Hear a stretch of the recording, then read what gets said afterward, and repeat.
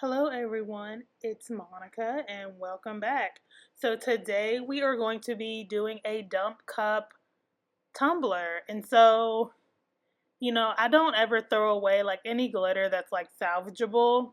I don't throw away. And so I just put it all in this cup and it's called a dump cup. And so this is what I have quite a few of them actually. As you can imagine. And so that's just kind of what the glitter looks like. I can see so many colors. Like I see like a lot of Quinn, a lot of Rapunzel.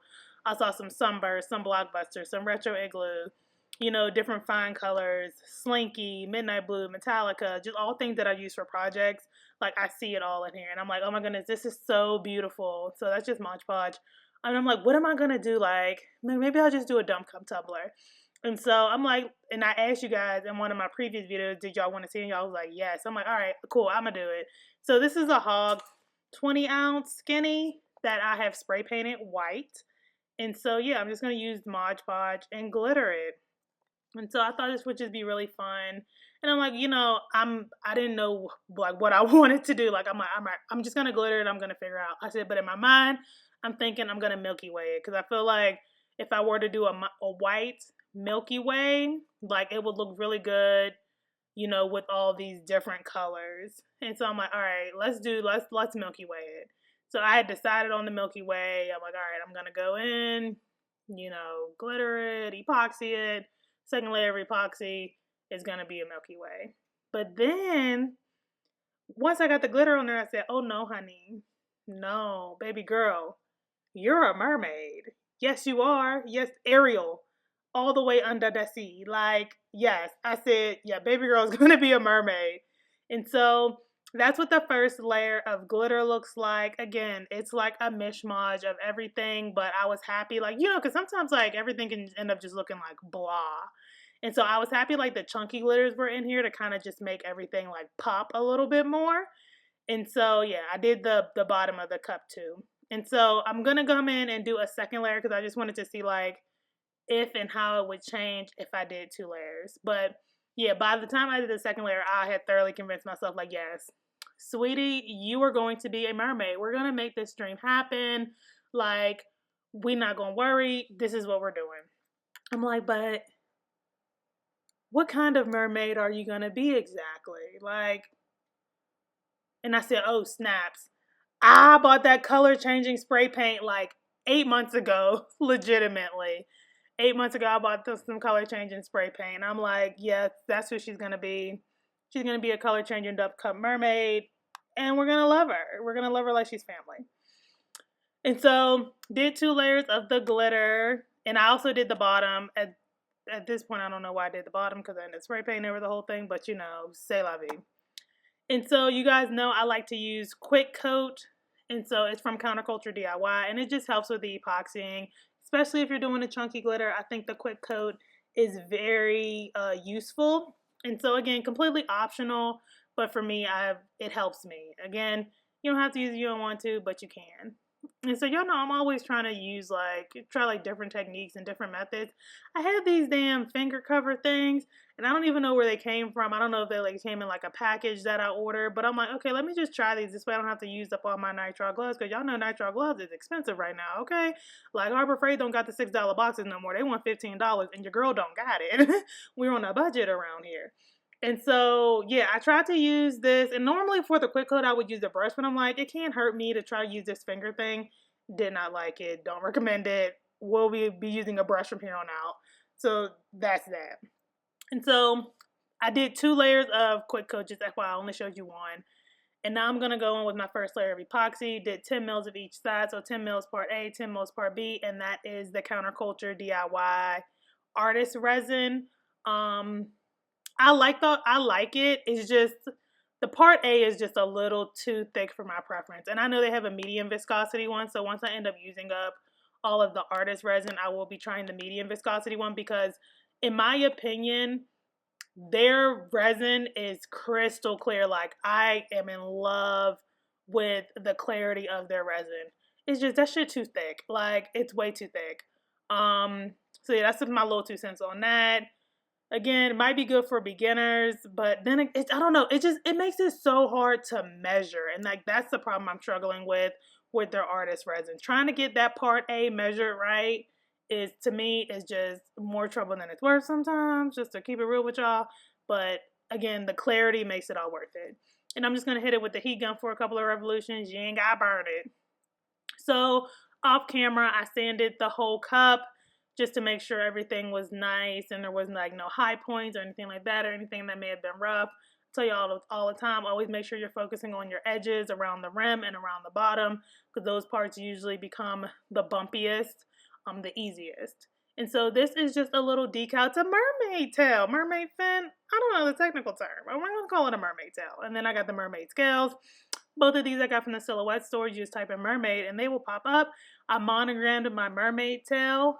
And so, oh, and that's like a little felt scraper. I got for like $4 on Amazon. Y'all know I'll just use anything that's close. But I'm like, girl, people watching, like, you need to upgrade and stop being so fucking ghetto. And so, yeah, anyways, I bought that scraper. It was $4. I'll leave a link to it below if you want one, or if you're like me and like you use anything that's close to you that's gonna help the transfer tape adhere to the vinyl. And so I'm gonna stick that on. And so next is the, what are these things? Mermaid scales. And so doing the same thing. Don't ask me what happened to the backing, y'all. Me and my Cameo is still in the fight to figure out the damn settings. I'm acting like I don't know what I'm doing, and I don't know. Me and my Cameo be in a little fight. We friends, we're fighting friends. That's why it has no backing. And so, yeah, and so I had them lines on. I was like, dang, I don't need these lines. And so I'm just going to grab my paper cutter. You can just get these anywhere they sell craft stuff. And I'm just going to cut the edges off. If you're like me and you have to do this, make sure the sticky side is facing like up towards you. If not, that thing will be a nightmare to try to peel off. Well, not a nightmare. It'll just be an annoyance more than anything. But yeah, just make sure the sticky side is up facing you. Makes it a lot easier to get up off the cutting surface, I guess you could say. So yeah, I just did that really quick. I wanted to show you guys this in case you do go buy this from the Silhouette store and you're like, wait, what happened to her lines? And I could have removed them in Silhouette Studio, but I didn't think about that. Y'all know I think in advance, but not far enough in advance. And so this part, your girl was once again on Le Struggle Bus. Yeah, I never like I said, I be thinking in advance, but not far enough in advance. I be knowing what I be wanting to do. I be like kind of thinking I know how I want to execute it, but I don't really ever think it through. The cup is slightly tapered, which is why I'm struggling.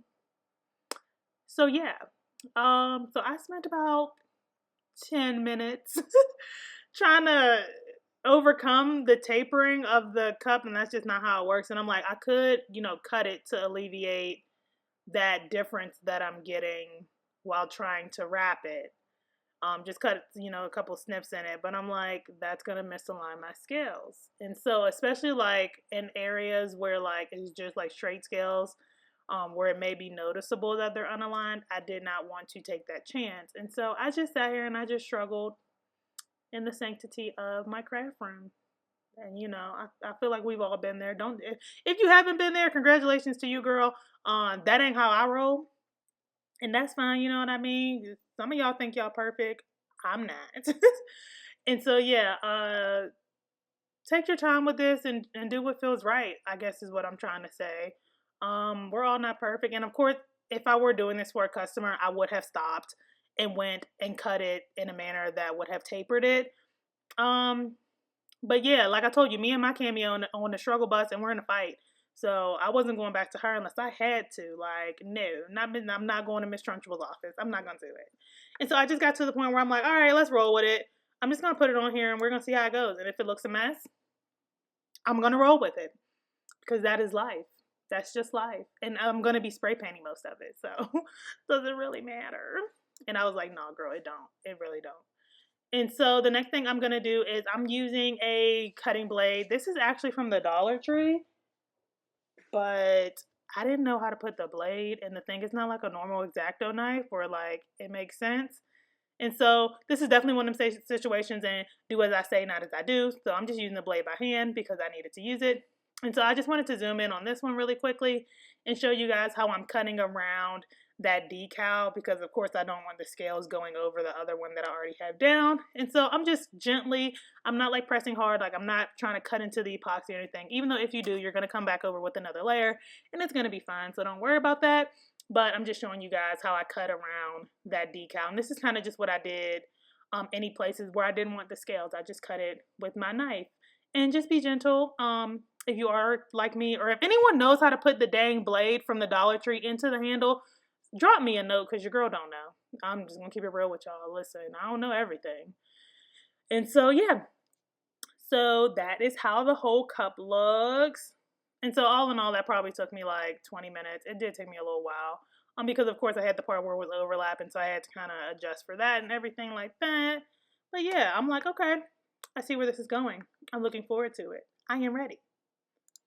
And you know, baby girl is a color changing mermaid. So this is the Rustoleum Imagine Color Shifting Spray Paint that we're going to be using. And so I can't wait for you guys to see it. It comes in a lot of colors, so I'll leave a link below. But yeah, let's go on down to the garage and get our spray paint on. Sorry I'm holding my hand like this really quick in this clip. My address is on the box right there. But this is what we are working with. I actually read the spray paint can and it said that it needs to go on top of a black base. And so, of course, I did have black matte paint. It's the Rustoleum also. So I just used this one. And so next, we are finally going to go in with this one. And just in case you're wondering, like I sprayed some down here on this piece of paper, this is how that looks. So I am pretty much turned about it. So I'm gonna shake this up and I'm gonna spray it.